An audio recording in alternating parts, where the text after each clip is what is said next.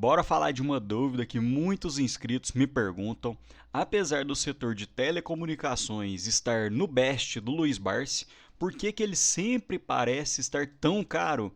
Será que hoje seria um bom preço de entrada nas ações? E no final quero mostrar a minha planilha pessoal com as projeções das empresas. Então, antes de mais nada, para a gente poder contextualizar, percebam que apesar do Ibov ter subido muito em 2025, olhando pelo IPL do Ibovespa, excluindo a Petro e a Vale, hoje encontra-se em 9,7 vezes, enquanto a média dos últimos 10 anos é de 11,9, ou seja, ainda haveria um espaço, uma margem de subida. E olhando o PL médio das empresas de telecomunicações da Bolsa, hoje o PL encontra-se de 13,7 vezes, enquanto a média dos últimos 10 anos é de 15,7. E aqui eu já chamo atenção para um detalhe interessante, porque percebam que para você saber o dividend yield máximo que uma empresa pode pagar, basta você dividir pelo PL, ou seja, hoje encontra-se de 13,7 e colocar vezes 100 para ver quanto que ficaria em percentual. Então hoje, pelo PL de telecomunicações de 13,7, o dividend yield máximo que as empresas poderiam pagar seria em torno de 7,3%. Mesmo mantendo um payout de 100%, o dividendo não estaria tão atrativo assim. Outro detalhe, percebam que o setor de telecomunicações fica em torno de 13,7 de PL, enquanto o PL do Ibovespa é de 9,7, ou seja, o setor de telecomunicações puxa o PL para cima quando a gente olha a média dos setores. Então você pode me perguntar, Rafael, então telecomunicações é um péssimo setor para investir, correto?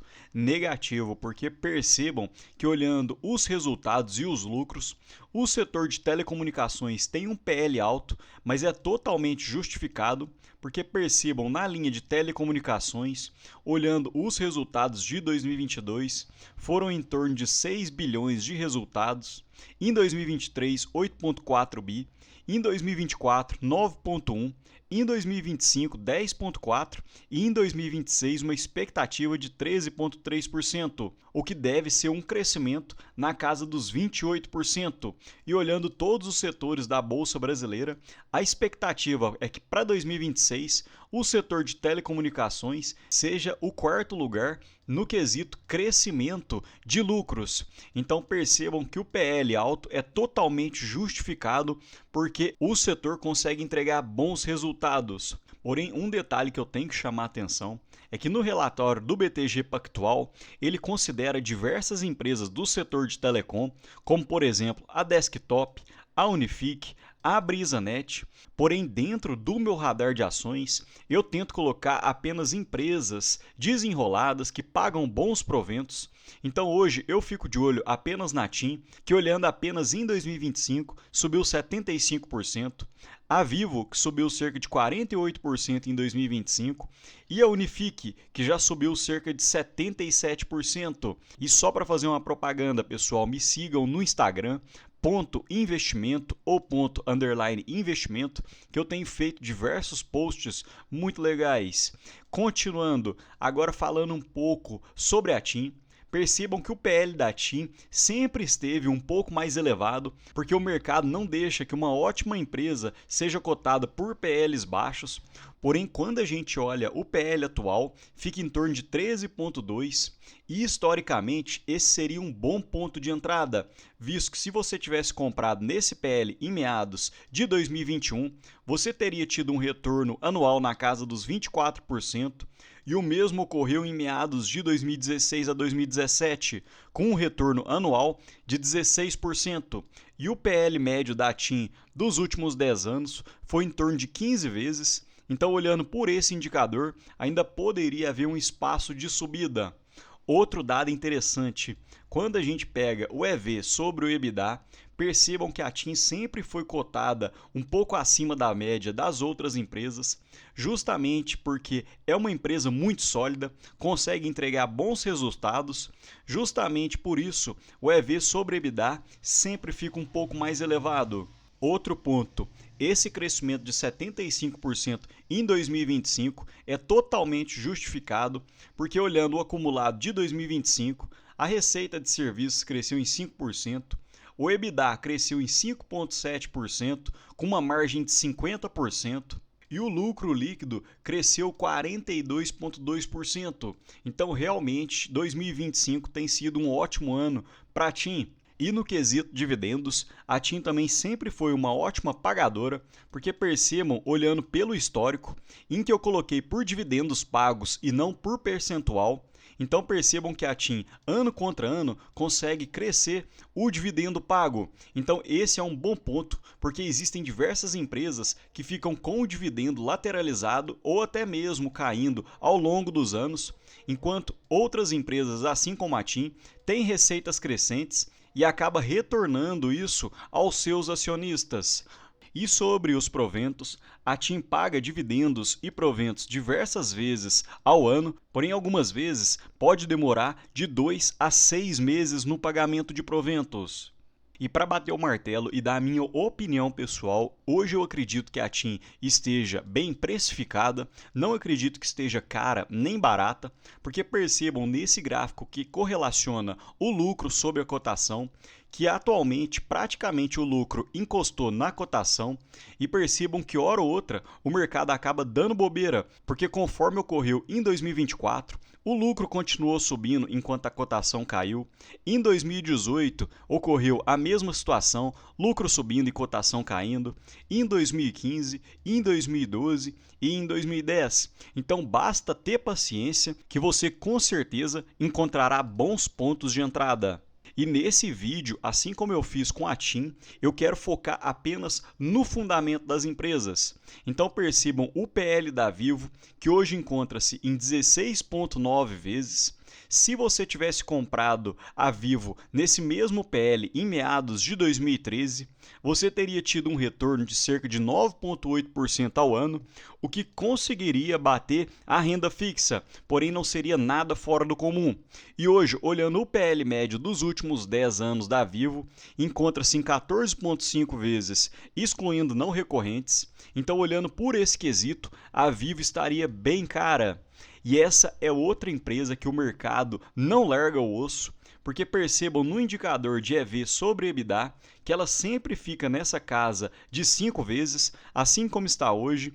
Hora ou outra dá uma patinada para 4,5 a 5,5, mas sempre está nessa margem entre 4,5 a 5,5, justamente porque a empresa consegue entregar resultado ano contra ano. E nesse slide fica ainda mais fácil da gente visualizar, porque percebam na parte inferior do slide que relaciona o acumulado de 2025.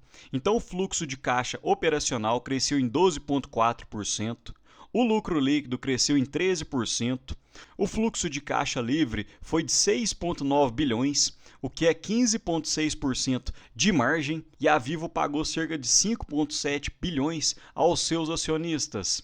Porém, um ponto que me preocupa é o histórico de dividendos da Vivo, porque percebam que mais uma vez eu coloquei em dividendos pagos, ou seja, não é em percentual, mas sim em real. Então a Vivo ficou praticamente lateralizada entre 2015 até 2021 e após isso os dividendos vêm até caindo. E para quem busca boas remunerações com dividendos, assim como eu, a Vivo acaba não sendo uma opção tão boa, visto que o dividend yield médio dos últimos 5 anos foi em torno de 6% e atualmente o dividend yield gira em torno de 4%. Outro ponto negativo é que a Vivo tem diversas datacom durante o ano, porém a demora no pagamento é muito grande, visto que algumas vezes você tem que esperar até um ano, porque a Vivo parcela a datacom, mas o pagamento fica apenas para abril do próximo ano. E mais uma vez, falando a minha opinião pessoal, hoje eu acho que a Vivo está até mesmo sobreprecificada, porque percebam o gráfico de lucro versus cotação, em que o lucro está praticamente estagnado ano contra ano, e a cotação saiu dos R$ 23 e atingiu mais de R$ 33. Então esse seria um ponto de atenção, visto que nesses momentos você pode estar comprando uma ação um pouco mais cara. E hora ou outra o mercado dá bobeira, assim como ocorreu em 2022, em 2018, em 2015, e que os lucros ficam lateralizados e a cotação acaba despencando, então você pode comprar ela com bons preços e depois acabar colhendo os frutos. E para finalizar, vamos falar sobre a Unifique, que eu tenho falado sobre essa empresa desde o começo do ano, porém agora ela realmente deu uma esticada, mas a gente vai ver que apesar da esticada, ela ainda encontra-se com bons indicadores. Hoje, a Unifique está cotado a 5,70, o PL encontra-se em 9,8 vezes e o PL médio dos últimos 5 anos é de 13 vezes, visto que o IPO da Unifique foi em 2021, então olhando por esse quesito, ela ainda estaria barata, e comparando com o PL da Vivo e da TIM, que fica em torno de 13 a 14 vezes, também ainda estaria barata. E um detalhe interessante, porque percebam que a cotação da Unifique disparou nesse período mais de 70%, enquanto o PL nem subiu tanto assim, principalmente porque apesar da cotação ter disparado, os lucros também aumentaram no período. E nesse gráfico fica ainda mais fácil de justificar o crescimento da Unifique, porque percebam que a receita bruta no terceiro TRI de 2021 era de 159 milhões, e no terceiro TRI de 2025 mais do que dobrou para 367. O EBITDA saiu de 62 milhões em 2021 para 155 milhões, ou seja, também mais do que dobrou, com uma margem muito interessante, em torno de 50% de margem, e o lucro líquido saiu de 22 milhões para cerca de 64 milhões. O lucro líquido quase que triplicou num curto espaço de tempo. E um detalhe interessante, os dividendos da Unifique, também em dividendos pagos, ou seja, em real, têm conseguido crescer ano contra ano. E às vezes você pega o dividendo atual e me pergunta, Rafael, mas o dividend yield da Unifique é o menor dentre as 3 empresas. Porém, percebam que o payout da Unifique hoje gira em torno de 45% a 50%, enquanto o payout das outras empresas fica bem próximo de 80%. Então, se a Unifique pagasse 80% a 90%, conseguiria gerar um dividend yield na casa dos 9%. Outro ponto que eu gosto muito na Unifique é que ela tem uma boa frequência nos pagamentos de proventos, de 2 a 3 vezes por ano, e normalmente é muito rápida no pagamento. E para poder finalizar, mostrando a minha planilha pessoal, hoje eu projeto que a TIM tenha um lucro estimado para 2025 de 3,8 bi, um PL de 14,5, praticamente igual aos últimos 10 anos, com um dividend yield na casa dos 6,8%, a Vivo com um PL de 17, acima da média dos últimos 10 anos, ou seja, um dividendo de 5,6%, e a Unifique com PL projetado de 11,4, enquanto a média dos últimos 5 anos foi em torno de 13. Então, com 50% de payout, pode produzir cerca de 4,3%. E conforme havia falado, se a Unifique pagasse 100%, assim como seus pares, conseguiria produzir um dividend yield na casa dos 8%. Mas me conta aqui, pessoal, você conseguiu comprar essas empresas a preços interessantes ou você não tem nenhuma delas na sua carteira? Comenta aqui embaixo, me ajuda muito e eu aprendo muito com vocês. No mais, um ótimo dia e um abraço.